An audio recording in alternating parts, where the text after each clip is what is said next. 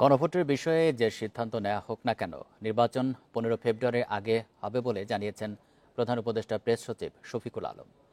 দুপুরে নোয়াখালী বিজ্ঞান ও প্রযুক্তি বিশ্ববিদ্যালয়ে জুলাই কন্যা ফাউন্ডেশন আয়োজিত এক অনুষ্ঠানে এসব কথা বলেন কোনো শক্তি নির্বাচন পেছাতে পারবে না। বান্ডেল থাকলে প্রতি সেনমানিতে টাকা বাঁচবে। বিকাশ সেনমানি বান্ডেল কিনে জিতুন প্রতি লেনদেনে।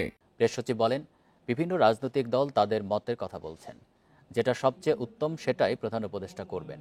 তিনি আরো বলেন, 13 নভেম্বর শেখ হাসিনার বিচারের দিন জানাবে আদালত।